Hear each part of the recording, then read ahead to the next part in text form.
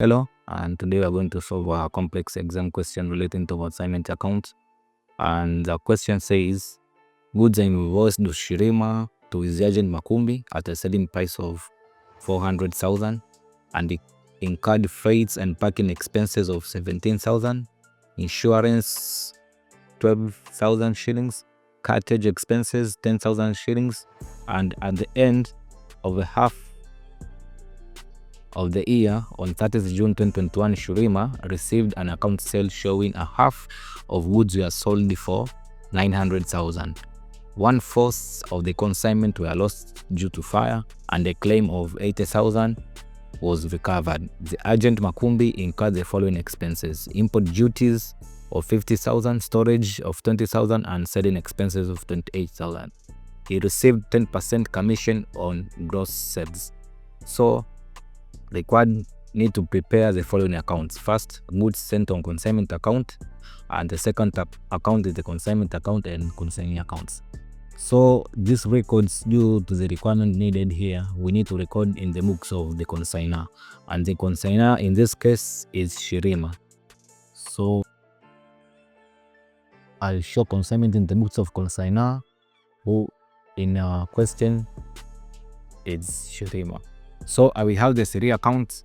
The first account will be goods sent on consignment account, and the second account will be consignment to consignee, and in our question the consignee is Makumi, and the last account will be consignee account, who in our question is Makumi.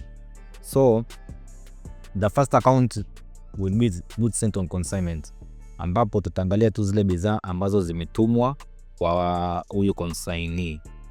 Na from our question, from the first sentence, alisema kwamba goods are invoiced by Shirima to his agent Makumbi at a selling price of 400,000.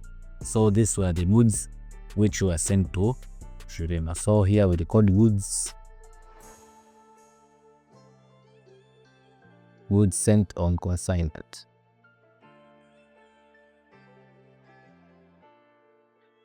Which had a cost of 400,000. Or you can just say goods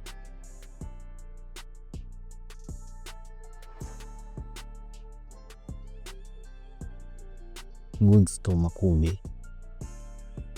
So that will be our first entry, showing that bidhaa ambazo zimetumwa kwa Makumbi. So the double entry will come to the consignment to Makumbi on the debit side. So the double entry will come on the debit side, na imetoka kwenye account inaitwa goods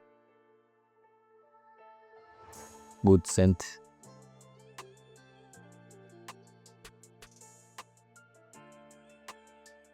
and consignment of 400,000. That will be our first transaction. So as we know that goods sent on consignment account, tutatransfer hapa kwenda kwenye account inaitwa consignment sales for the period. Kwa hiyo itapelekwa kwenye consignment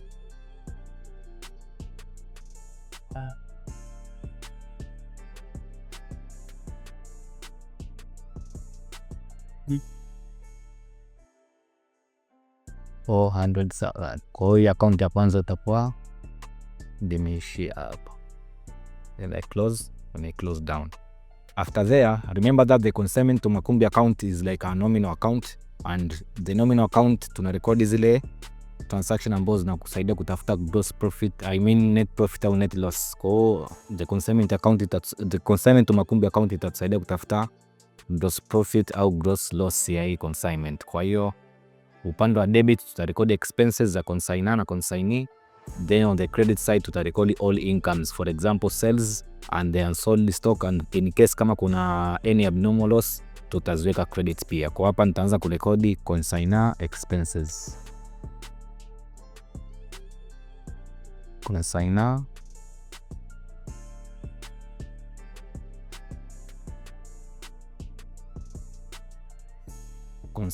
you can even start with consignee expenses, haina shida.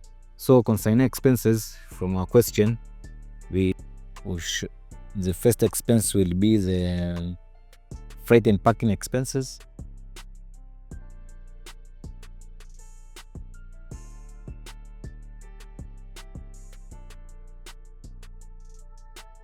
Freight and packing expenses ambazo zilikuwa na cost ya 17,000.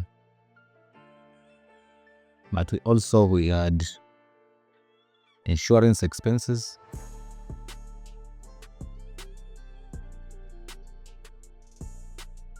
Insurance expenses ambazo zenyewe zilikuwa na 12,000 shillings. And last we have cartages. Cartages expenses ambazo zilikuwa na cost ya 10,000. Hizo ndo zilikuwa ni consignor expenses. After there tunakuja kurekodi sasa zile consignee expenses. Consignee expenses maana yake ni zile expenses ambazo Makumbi aliinka.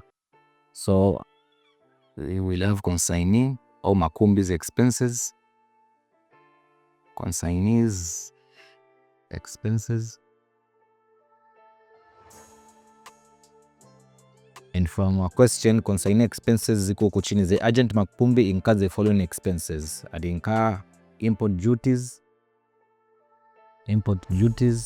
which was the cost itakuwa transport hizi bidhaa kutoka nje kwa orders going repair na ndiza bandari, which was 50,000. But also we had storage, zini gharama za hifadhi bidhaa kiwandani pale 20,000. But also we had selling expenses incurred when selling the goods consigned, 28,000. And last, we had only 3: the import duties expenses, storage expenses, but also hukumu alikwambia he received 10% commission on endorsed sale. 10% commission on endorsed sale. Or have commission which will be 10% on the gross sale, and the gross sale from our question was 900,000. So he had a commission of 90,000.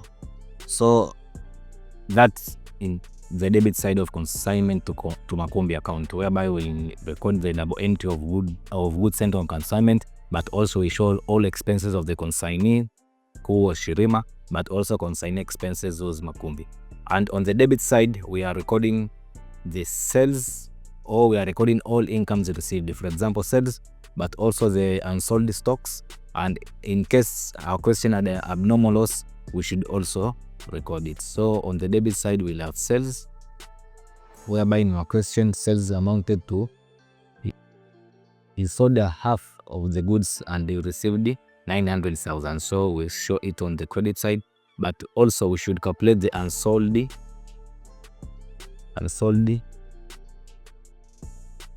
stock. Na unsold stock hatuipati moja kwa moja, kwa hiyo nitakuonyesha workings za kutafuta unsold stock ambao nitaifanya pembeni kwenye graph. But also we should calculate the amount of abnormal loss. Because of abnormal loss, because in our question alisema kwamba the agent alisema 1/4 of the consignment was lost for fire, na abnormal loss wagani zile loss ambazo zinatokea ambazo hatuwezi kuzicontrol, for example fire, theft, floods and etc. Lakini kama normal loss ni zile hasara ambazo lazima zitokea, uwezo kuzikwepa, kwa mfano evaporation of, kwa mfano bidhaa labda ni ya maji kuna labda na evaporate na vitu kama hivyo. So nitaonyesha working pembeni ya kutafuta unsold stock na hii abnormal loss, afu baadaye tutaendelea na hii akaunti zetu. Okay, so here nitaonyesha working za kutafuta unsold stock, and from our formula unsold stock tunaipata baada ya kuzingatia vitu vitatu. First tutaangalia ile portion ya cost of unsold goods, lakini pia tutaangalia ile portion ya cost on consignment expenses na consignee. Kwa hiyo nitaandika ile general formula.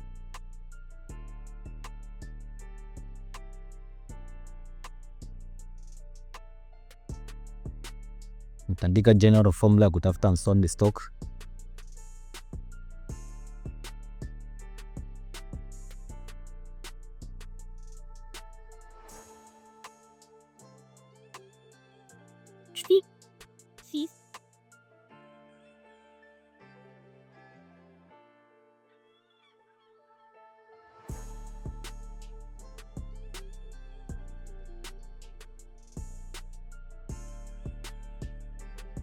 So our general formula for calculating unsold stock itakuwa nachukua unsold units ambayo in our case ni 1/4 au a quarter, lakini tutamultiply na cost price of units unsold plus consignee expenses na consignor expenses.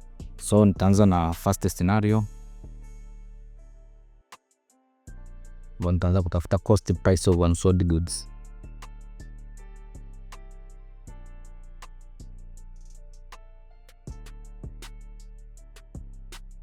So in our case hapa lituambia Shirima received an account sale showing 1/2 of goods were sold for 900,000. Kwa hiyo kama na goods upo na selling price ya 400,000, kwa hiyo a half hazikuuzwa. So we find a half multiply by 400,000. So tapata 200,000. Kwa hiyo half of goods were unsold. Lakini pia utakuja kuangalia kwenye consignor expenses.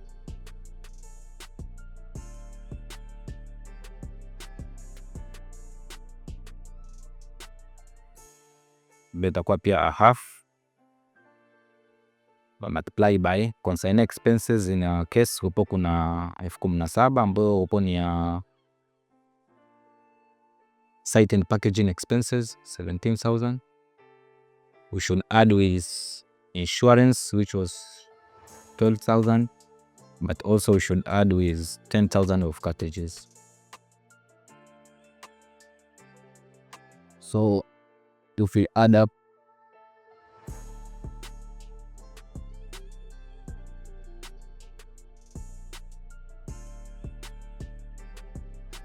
we get 19,500.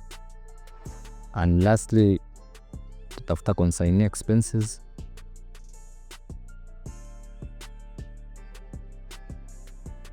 Will also be a half multiply by, sasa kwenye consignee expenses ambao tutachukua import duties and the storage expenses, kwa sababu selling expenses haziwi considered kwenye kutafuta unsold stock. So here tutatumia 50,000 plus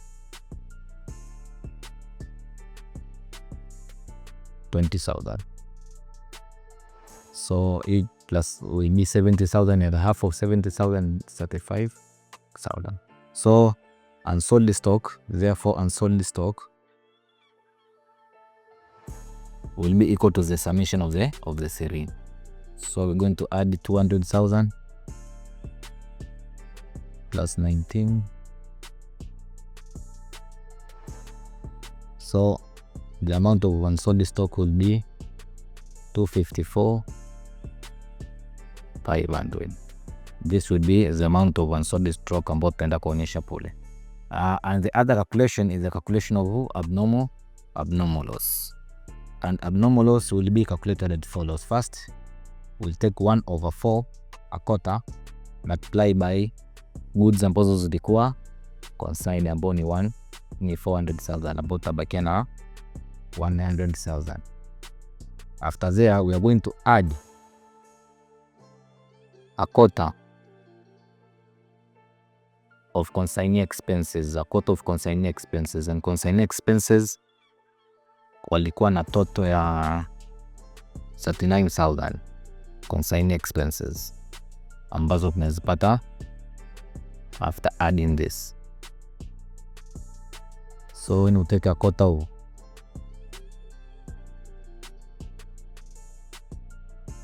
we get 9,750. So after there we're going to add, only add it get 10 and 750. But remember in our question tuliambiwa kwamba amepokea it is no, alisema 1/4 of consignment were lost due to fire and the claim of 80,000 was recovered. Kumbuka insurance ile amount ambayo inakuwa compensated according to the loss ambazo ameinkaa. Kwa hiyo alikuwa compensated na 80,000. Kwa hiyo hapo inabidi tuje ku less insurance claim au insurance recovery.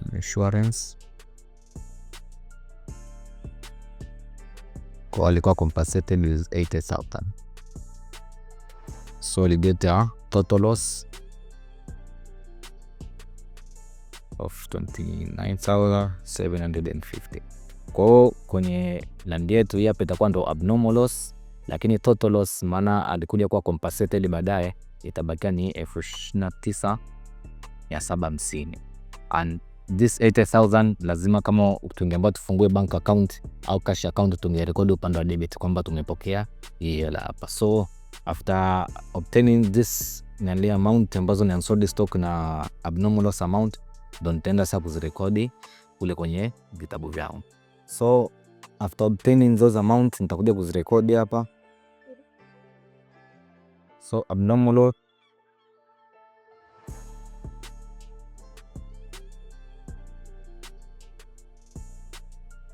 and unsold stock will be 25,500. So after there I'm going to find the profit or loss on goods on consignment to Makumbi. So I will balance off this account. I will balance off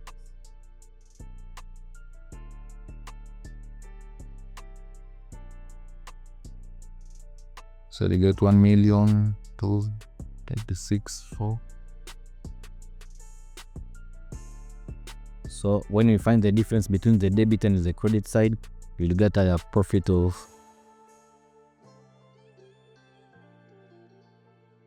so this would be the profits.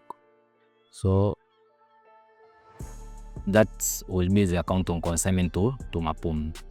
Kwa hiyo kitu cha msingi hapa ni tutafanya double entry ya goods sent on consignment ile ya 400,000, but after there tutosha expenses zote ambazo zitapewa kwenye swali, consignment expenses, afu consignment expenses then on the credit side will show the sales, and kama kuna unsold stock zozote tutazicalculate, and if there is abnormal loss tutaya calculate there. After there tutafuta difference on the debit and credit side, the difference tunaiweka upande wa upe, lakini in case labda debit side ingekuwa kubwa kuliko credit side, obviously tungepata loss. Kwa hiyo loss ingeonekana upande wa upe. So tutakuwa tushamaliza account ya pili, and the last account will be the consignee account ambao in scenario is Makumbi. So hii account itakuwa ni rahisi, itakuwa inaonyesha tu zile expenses za Makumbi ambao tutaifanyia double entry yake. Tutaonyesha on the debit side tutaonyesha bidhaa ambazo ameziuza, on the credit side tutaonyesha expenses ambazo ameincur. So the sales amount will be shown on the debit side,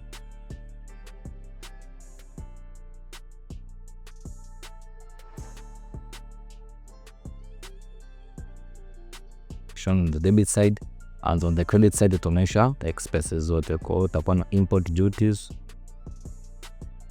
tutakuwa na storage, tutakuwa na selling expenses,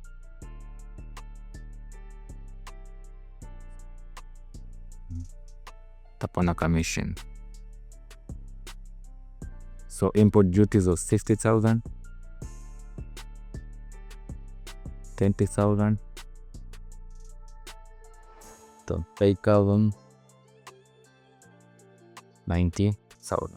So after there tutafuta difference, na difference hapo tutatoa kwenye cash au bank account, maana itakuwa ndo hela ambayo inabidi consignee amtumie consignor, maana huko itaonyesha bidhaa zoziuza na huko ni cost zozitumia. Kwa hiyo ukitafuta difference hapo itakuwa ni cash au bank. Kwa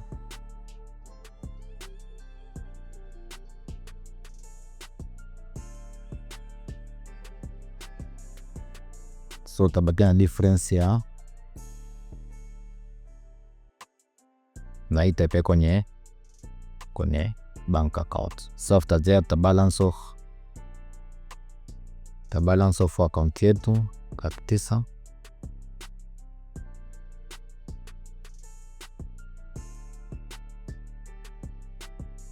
and swali letu tutakuwa hapo ndo tunaishia. So our question to the bidi tufungue consignment in the mix of consignor, na hizi hapa ndo vitabu vitatu ambavyo tuliomba tufungue: goods sent on consignment ambao tutaonyesha bidhaa ambazo zimetumwa, lakini tukafungua consignment account in order to calculate those profit or loss. Mwisho tukafungua personal account ambao alikuwa ni Makumbi, and amount ambayo alitransfer kwenda kwa consignor wake itakuwa ni 7,12,000 baada ya kutafuta difference kati ya debit and the credit side. some of the question you can go fungue in the books of consignee, lakini ili swali hapa nihitaji tufungue vitabu vitatu tu. Thank you.